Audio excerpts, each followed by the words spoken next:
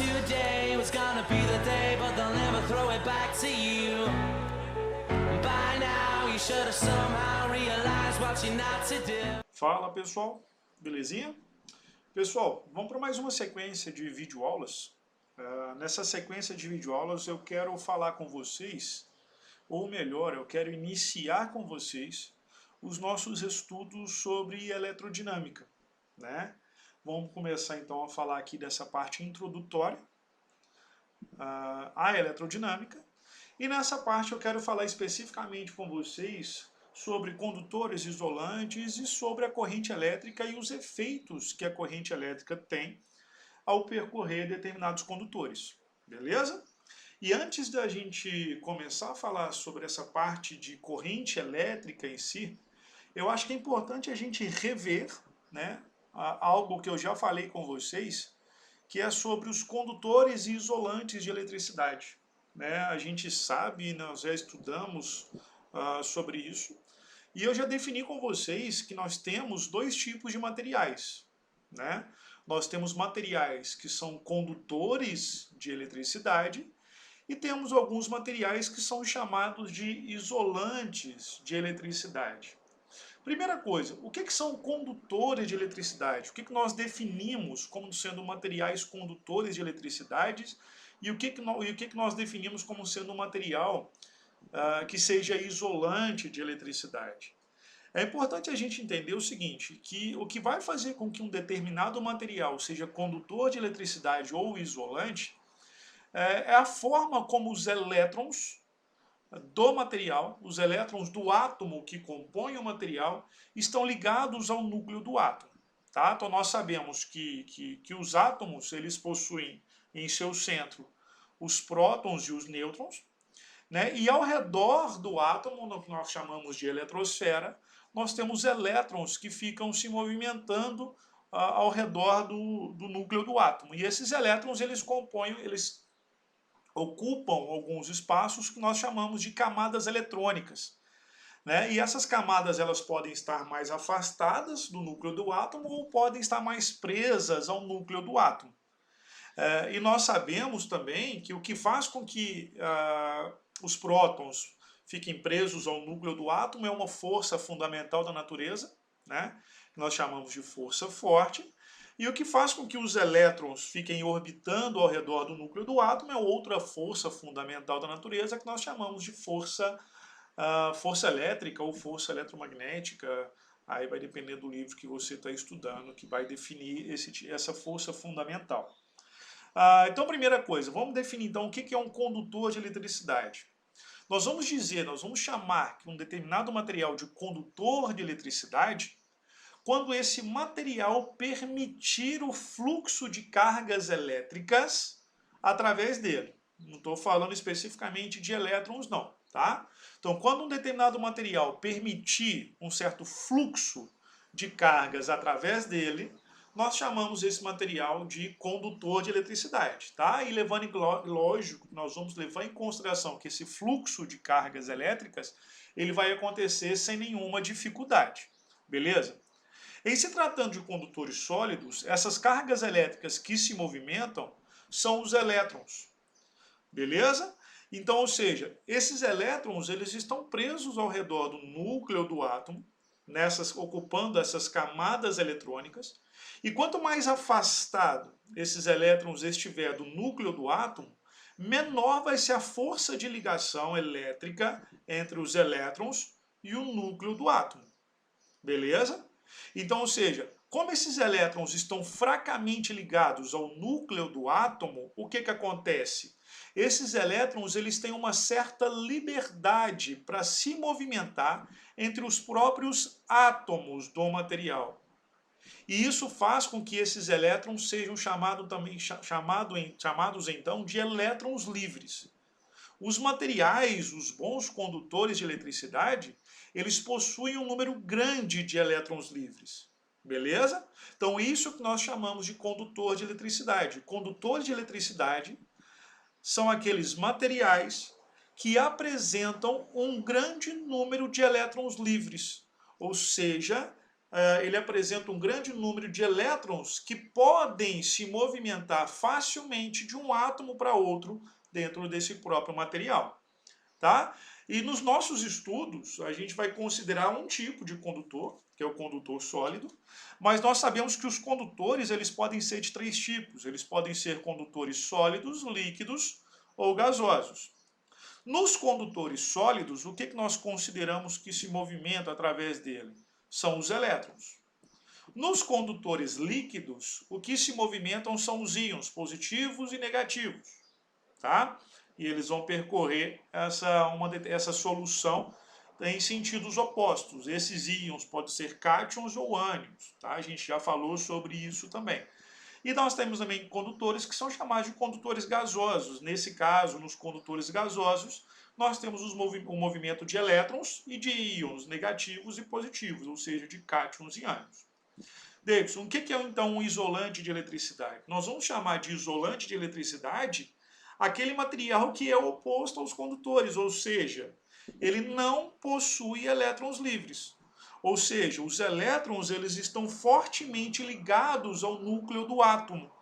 Ou seja, esses elétrons eles não podem, eles têm uma certa dificuldade em se movimentar de um átomo para o outro dentro do próprio material.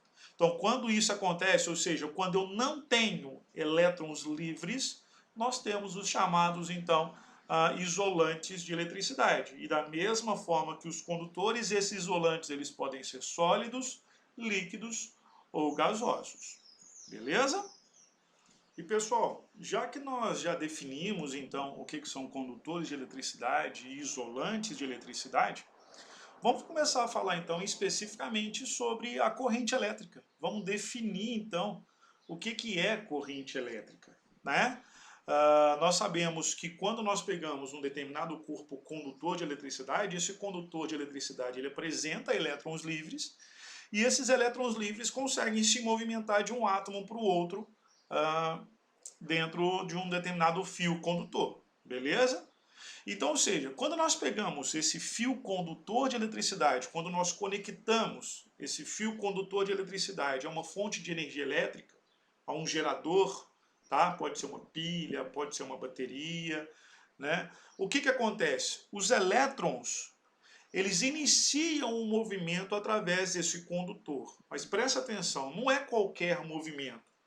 Porque quando você pega um condutor de eletricidade, os elétrons que compõem esse condutor, eles estão se movimentando ao longo desse condutor. Só que eles apresentam um movimento totalmente aleatório. Tá? Ou seja, esse elétron aqui, ele está se movimentando nessa direção, esse está se movimentando aqui, esse está aqui, esse está se movimentando para trás, para cima.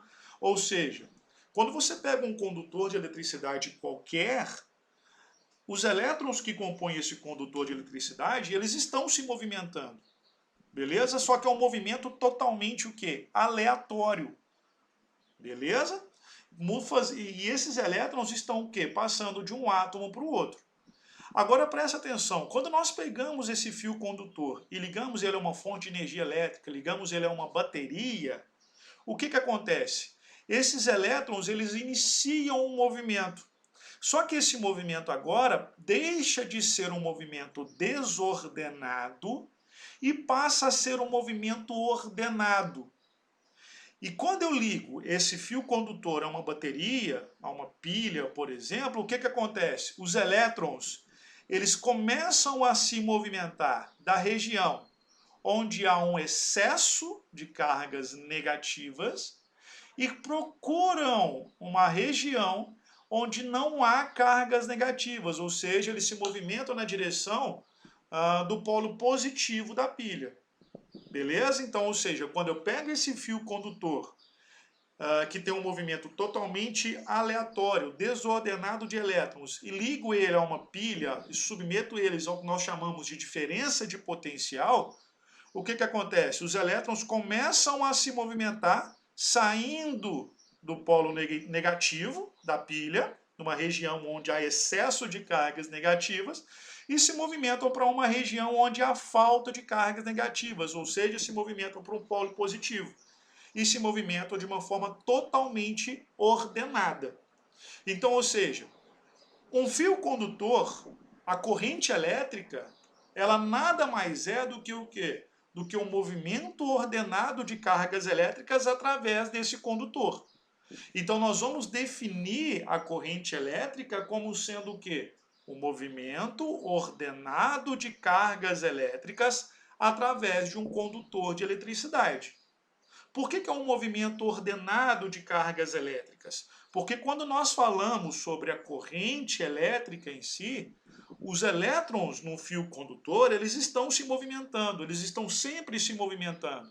Só que é um movimento totalmente desordenado, um movimento totalmente aleatório.